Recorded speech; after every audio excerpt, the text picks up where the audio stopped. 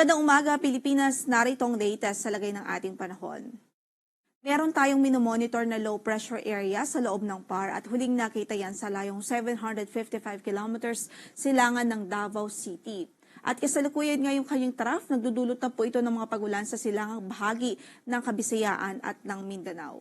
Based po sa ating analysis ngayong umaga ay naka-red na po tayo. Ang ibig sabihin po niya na mataas na ang tsansang mabuo ito bilang isang bagyo within the next 24 hours. At sakaling mabuo ito bilang isang bagyo ay bibigyan po natin ito ng local name na Bagyong Ada. Ito po kung sakali ang magiging unang bagyo natin ngayong taon. Generally ay northwestward o pahilagang kanluran ang kanya magiging pagkilos sa araw na ito. So ine-expect po talaga natin ang paglapit nito sa ating kalupaan. At based na rin po sa ating forecast, posible po na by Friday o Saturday ang pinakamalapit na proximity nito sa ating landmass. So dalawang senaryo po ang posible dito na nakikita natin.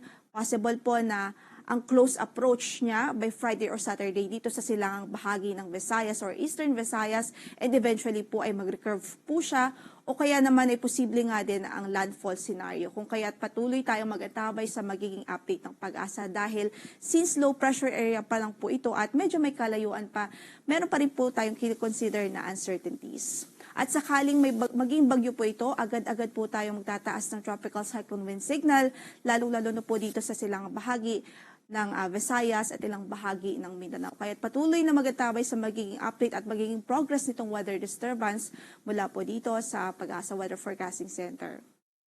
Samantala yung northeast monsoon ay patuloy na nakakaapekto sa Hilagang Luzon at nagdudulot pa rin huya ng mga pag-ulan doon maging yung malamig na panahon.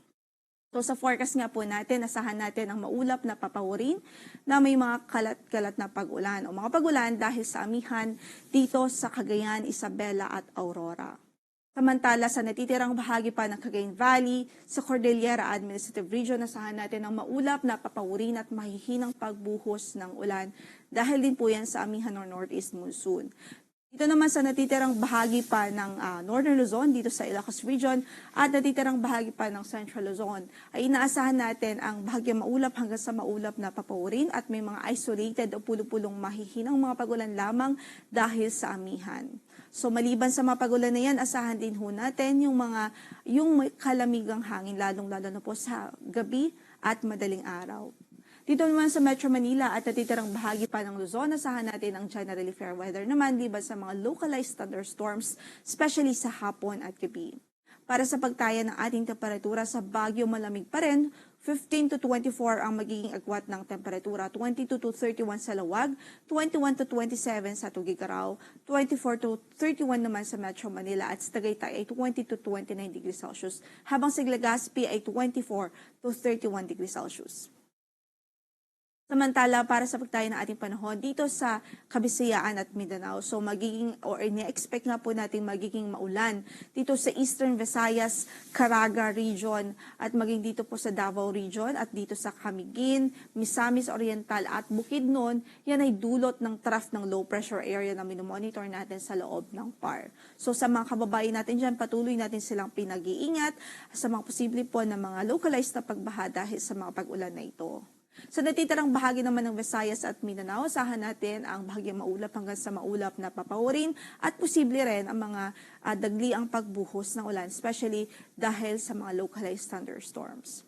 So sa Tacloban, 25 to 31 degrees Celsius ang inaasahang magiging agwat ng temperatura. Sa Cagayan de Oro ay 24 to 30 degrees Celsius, 25 to 30 sa Davao, sa Zamboanga ay 24 to 33 degrees Celsius, 26 to 31 naman po sa Iloilo, habang dito po sa Cebu, 25 to 31 degrees Celsius. Sa Puerto Princesa ay 24 to 32 degrees Celsius, gayon din sa Kalayaan Islands.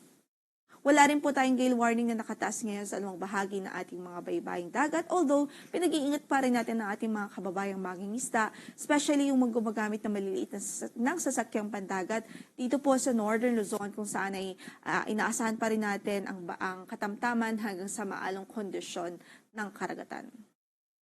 Ang sunrise natin for today is 6:25 in the morning at lulubog ang araw mamaya sa ganap na alas 5:46 ng gabi. Ito po si Lori de la Cruz Galicia. Magandang